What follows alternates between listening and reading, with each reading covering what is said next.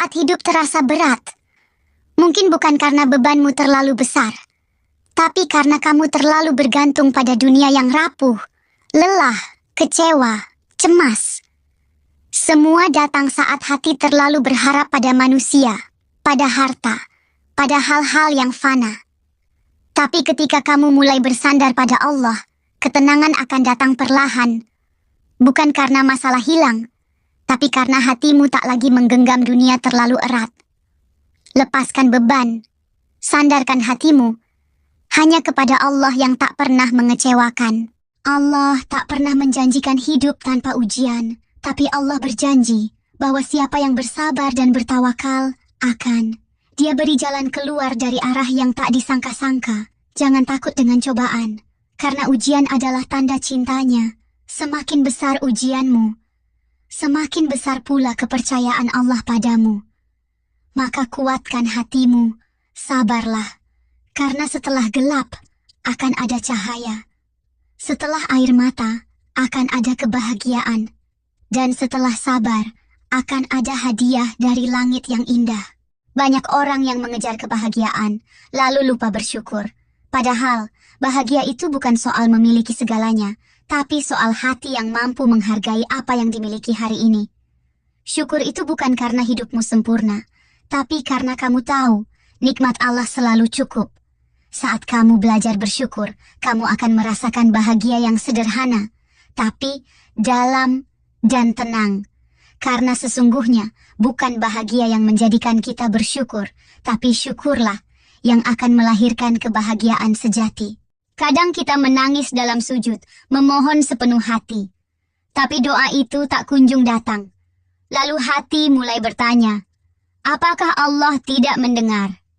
Tapi sadarlah, Allah selalu mendengar, bahkan saat kita hanya diam dalam lelah.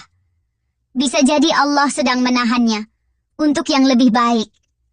Bisa jadi Allah sedang menggantikannya, dengan yang lebih kita butuhkan. Dan bisa jadi, Allah sedang menyimpannya di akhirat. Tidak ada yang sia-sia, selama masih ada keikhlasan dalam memohon. Tetaplah berdoa, bukan untuk menandakan takdir, tapi untuk menunjukkan bahwa kita masih percaya. Tanah tak pernah iri pada langit.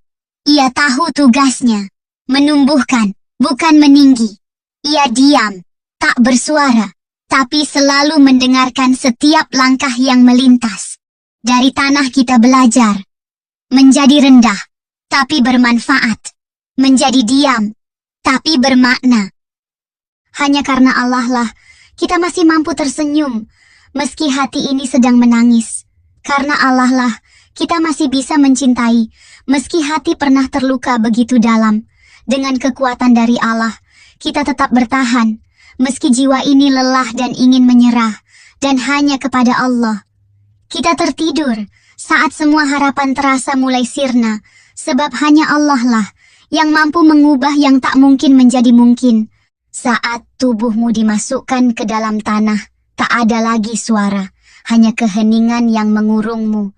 Tanah yang dingin, gelap, dan sempit menekan dari segala arah. Lalu datang dua malaikat, dudukkannya dirimu, lalu bertanya, siapa Tuhanmu? Apa agamamu? Siapa nabimu?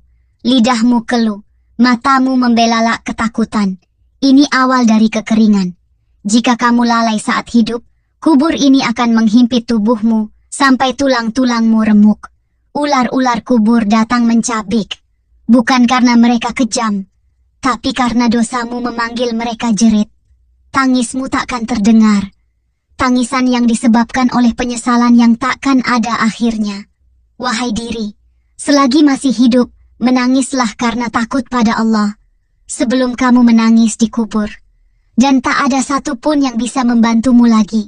Mungkin hari ini kamu jatuh, tersungkur dalam sepi, menangis tanpa tahu harus kemana. Hidup terasa berat, dan semuanya seperti menjauh. Tapi tenang saja, kau tidak akan selamanya berada di titik ini. Akan tiba hari, di mana luka menjadi sembuh, dan air matanya berganti senyum. Allah tak sedang menjatuhkanmu, tapi sedang menguatkanmu, dan meninggikan derajatmu lewat sabar dan doa yang tak terdengar. Bertahanlah, karena Allah selalu melihatmu dan tak pernah benar-benar meninggalkanmu. Teruslah melangkah dengan iman dan prasangka baik kepadanya. Tak semua yang datang harus kita genggam erat. Karena ada yang memang ditakdirkan hanya untuk singgah, bukan menetap. Mereka hadir, memberi tawa, lalu pergi tanpa pamit. Bukan karena kita tak cukup berharga, tapi karena perannya di hidup kita memang hanya sebatas perhentian. Belajarlah melepas dengan ikhlas, sebab yang sejati takkan pernah pergi tanpa niat kembali.